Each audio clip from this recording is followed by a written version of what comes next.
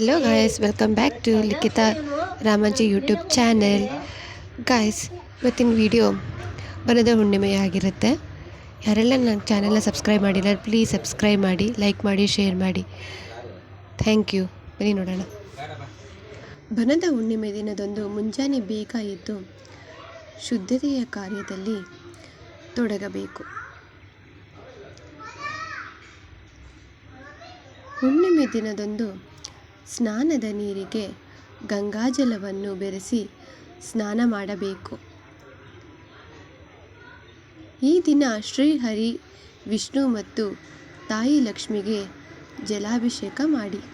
ಬನದ ಹುಣ್ಣಿಮೆ ದಿನದಂದು ತಾಯಿಗೆ ಪಂಚಾಮೃತ ಮತ್ತು ಗಂಗಾಜಲದಿಂದ ಅಭಿಷೇಕ ಮಾಡಿ.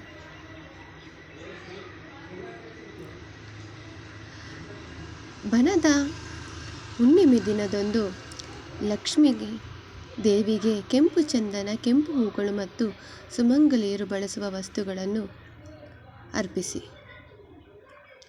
ದೇವಸ್ಥಾನದಲ್ಲಿ ಅಥವಾ ದೇವರ ಕೋಣೆಯಲ್ಲಿ ತುಪ್ಪದ ದೀಪವನ್ನು ಹಚ್ಚಿ, ಸಾಧ್ಯವಾದರೆ ಉಪವಾಸ ಮಾಡಿ ಮತ್ತು ಉಪವಾಸ ಮಾಡುವುದಾಗಿ ಸಂಕಲ್ಪ ಮಾಡಿ.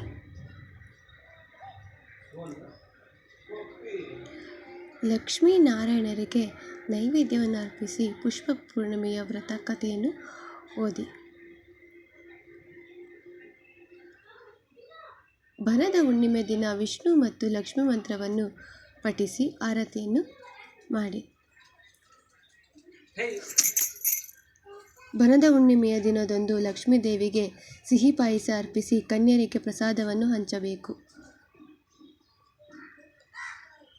ಬನದ ಹುಣ್ಣಿಮೆ ದಿನದಂದು ಶುಭವೆಂದು ಸೂಚಿಸುತ್ತದೆ.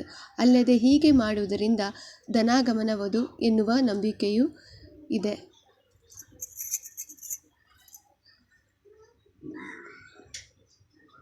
ಬನದ ಹುಣ್ಣಿಮೆ ದಿನದಂದು ಲಕ್ಷ್ಮೀ ದೇವಿಯನ್ನು ಪೂಜಿಸಿ ಹಳದಿ ಬಣ್ಣದ ಕವಡಿಗಳನ್ನು ಲಕ್ಷ್ಮೀ ದೇವಿಗೆ ಅರ್ಪಿಸಿ. ಬನದ ಹುಣ್ಣಿಮೆ ದಿನದಂದು ಕವಡಿಗಳನ್ನು ಕೆಂಪು ಅಥವಾ ಹಳದಿ ಬಣ್ಣದ ಬಟ್ಟೆಯಲ್ಲಿ ಕಟ್ಟಿ ತಿಜೋರಿಯಲ್ಲಿ ಅಥವಾ ನೀವು ಹಣ ಇಡುವ ಸ್ಥಳದಲ್ಲಿ ಇರಿಸಿ.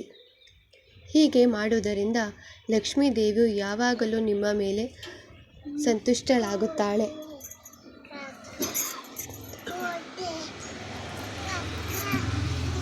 ಬನದ ಹುಣ್ಣಿಮೆ ದಿನ ಶೀತಬಾಧೆ, ಕಿಡ್ನಿ ಸಮಸ್ಯೆ, ರಕ್ತಕ್ಕೆ ಸಂಬಂಧಪಟ್ಟ ತೊಂದರೆ ಇರುವವರು, ಮಾನಸಿಕ ಸಮಸ್ಯೆ, ಹಣಕಾಸಿನ ಸಮಸ್ಯೆ ಇರುವವರು ಹುಣ್ಣಿಮೆಯ ದಿನ ಬನಶಂಕರಿ ದೇವಿಯನ್ನು ಪೂಜಿಸಿದರೆ ಉತ್ತಮ ಫಲವನ್ನು ಪಡೆಯಬಹುದು.